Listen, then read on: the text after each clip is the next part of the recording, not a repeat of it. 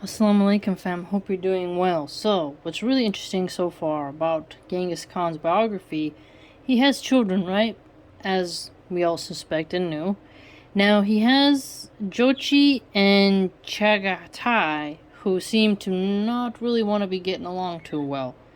And I guess it's because Borte, Genghis Khan's, Temujin's wife, was originally stolen, and Jochi, there was an issue of did she get pregnant before she was captured or after she was captured? And Chagatai, he apparently accuses Jochi of being a illegitimate child, and Genghis Khan wants to have his four children split his empire when he dies, and Jochi and Chagatai are apparently in line for that. So now they're going to really try to rectify their relationship by the orders of their father. He really wants them to unite, so he sends them on a joint campaign to the city of Urgench to take out the Sultan that's over there. And it's by the Aral Sea.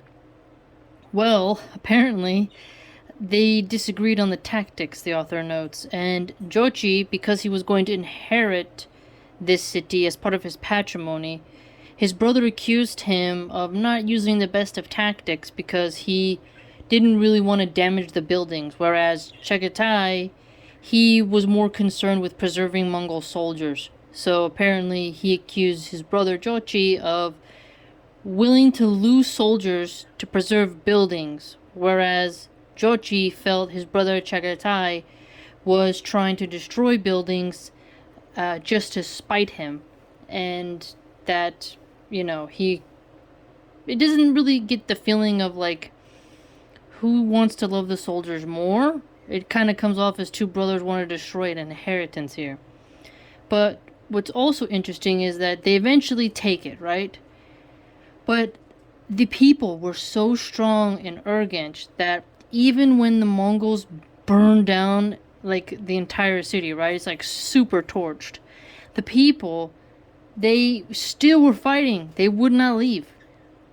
And the Mongols didn't like fighting in the tight areas, so, they really wanted to flatten it out.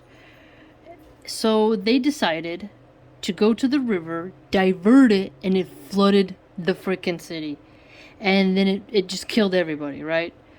It wiped out everything, it was done, and apparently it never got rebuilt. The territory still belonged to Jochi, but they didn't really try to, rebuild it.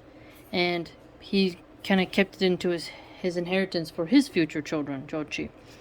But I found that to be quite interesting. Two brothers go on a campaign. They disagree on tactics because of patrimony. There's a little bit of rivalry because there's accusations of Jochi being an illegitimate child. He is the oldest, so he was going to be for the highest Khan, right?